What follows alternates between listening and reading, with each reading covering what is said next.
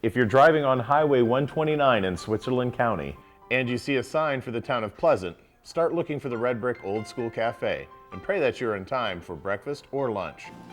The Old School Cafe is family owned by Roger and Dawn Chrisman. Sue Chrisman and her husband Mose bought the school when it was closed in 1979. The building had opened as the Pleasant Township Elementary School in 1955, which both Roger and Dawn attended.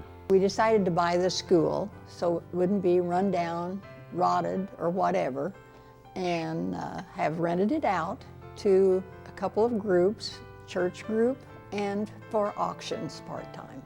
Don and I both went to school here, and the food was really awesome. Local country cooks. It was really great, and everybody loved the food so much they wanted more. And the cooks always fixed plenty.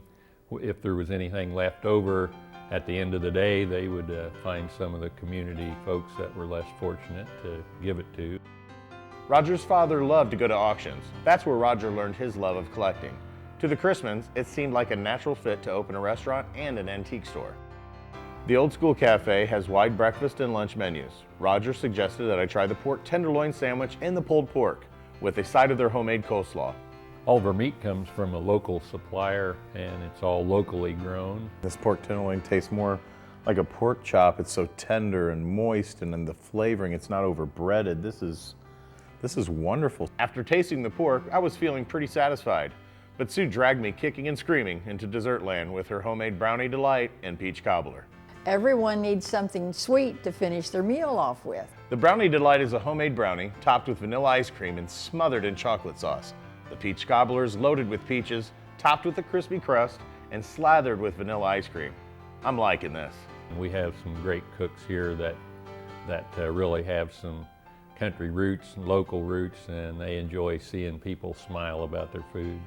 If you're lucky enough to be in the area at 11 a.m. on Fridays, pull in, get in line, and get ready, just like the locals do every Friday. And often the Old School Cafe sells out of their fabulous fried chicken in 60 minutes. Check out the dining guide at vvin.com for days and hours of operation. You won't want to play hooky from this school. For SAVOR Indiana, I'm Dean Wilson.